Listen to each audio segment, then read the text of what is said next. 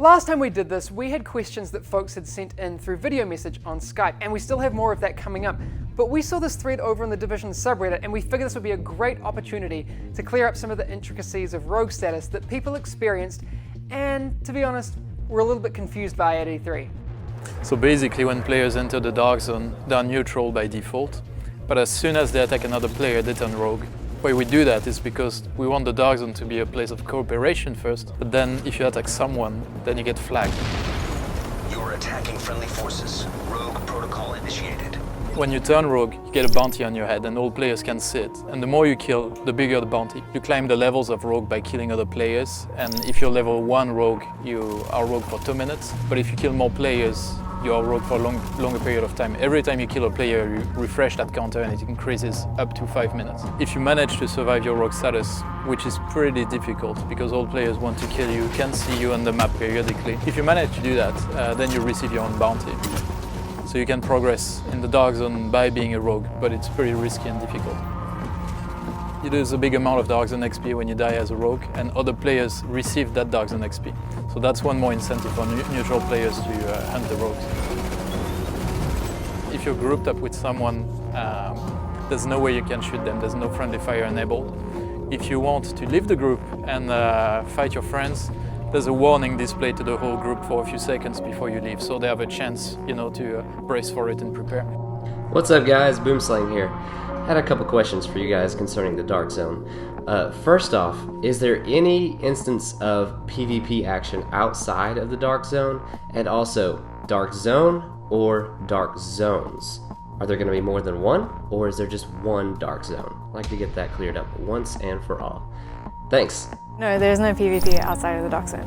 So just to make it extra clear for the players that when they enter the Dark Zone, they're entering PvP. There is a lot of PvE as well, but yeah, it's an area where players can enter and help each other out with PvE or end up fighting each other instead. Are you leaving? There is one Dark Zone, one super duper mega awesome Dark Zone in the middle of Manhattan. It's very big. What we saw in the E3 demo was just a small area, a slice of the Dark Zone around Bryant Park.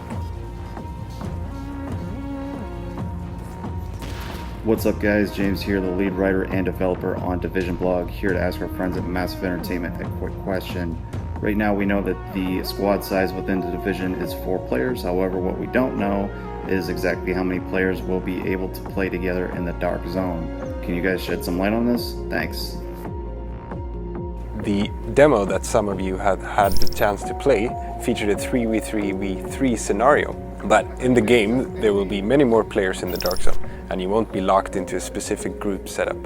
The exact numbers of players that we will have in the Dark Zone is something that we have to decide, and we have to balance it by means of testing and player feedback from the beta in December. But will we have more than 9 players? Hell yes.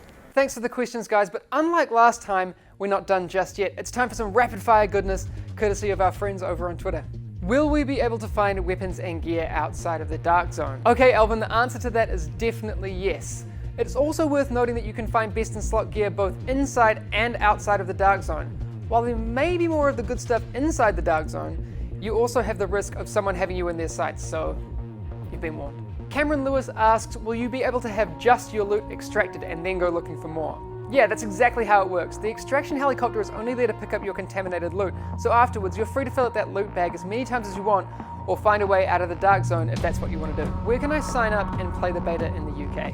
This doesn't apply to just those of you in the UK, but you can still sign up by going to thedivisiongame.com/beta and fill it. We'll throw a link down in the description below for you as well. We'd better wrap this thing up, but I promise we'll be doing this all again very soon. So what would you like to know? Are you curious about what you'll find in the Collector's Edition? Do you want to know what games devs play in their spare time? If I'm in the Dark Zone and I shoot my boss from work and take all his loot, how many muffins is sufficient for an apology?